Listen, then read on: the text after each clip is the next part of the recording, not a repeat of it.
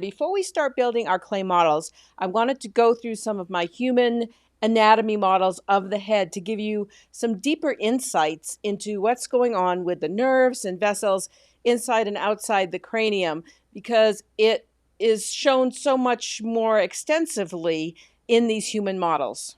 So here's this guy. This is the transparent head and skull. So you can see there a bunch of the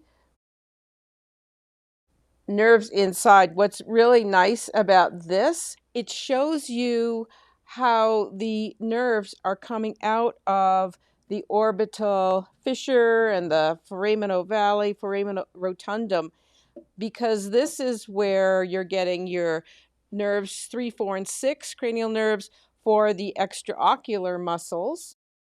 And we're also going to have the first branch of that trigeminal nerve. So the first division is going to come through here also.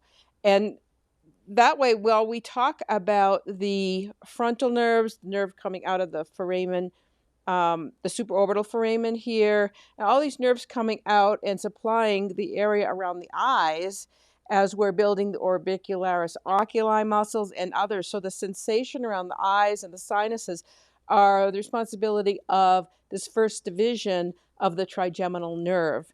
And so that is coming out of intracranial locations. That's a big difference there.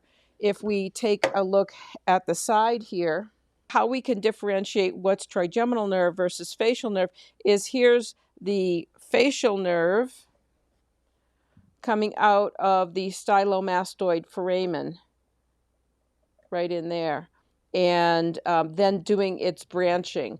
I'll show you some different facial nerve displays later, but those are the two main nerves, cranial nerves, that we are going to be concerned about with our build. The other thing that this model has, which I just love, is the sagittal venous sinus and the sigmoid sinus, the straight sinus. And these are those dural infoldings. So intracranially, where you've got your venous drainage, it's then going to go out to the general circulation.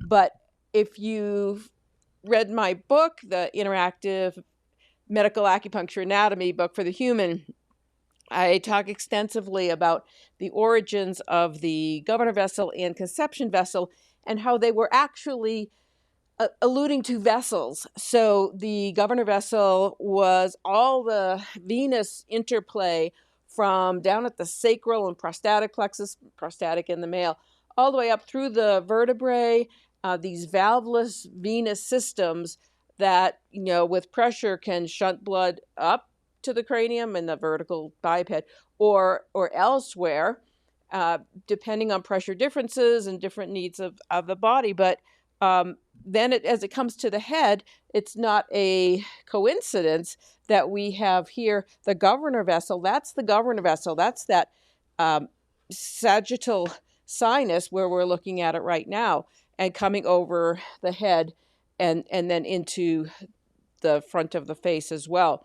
We can also see these little venous outpouchings, and this makes me think about governor vessel 20, so Baihui in the human, which would be around here. And again, if you've seen my book, we talk a little bit about this area, how it drains some of that intracranial region, but also how we have these interdigitating sutures, and there are reflexes from intracranial and extracranial afferents that are making it possible for us to have an effect on cerebral blood flow through points like governor vessel 20 because of the impact, the reflex impact from what's going on extracranially to intracranially and back and forth again. But now that we have lasers, we have transcranial magnetic treatments, and all kinds of other things, then we understand that there's a lot that we can do in our treatments that will affect the brain. Let's see what happens. I haven't taken off the skull in quite a while on this guy. see if that, there we go. And so I think what they're trying to portray here, different brain centers, but also what happens maybe when you have a hematoma or a tumor. But there they are displaying that dural infolding right in through here.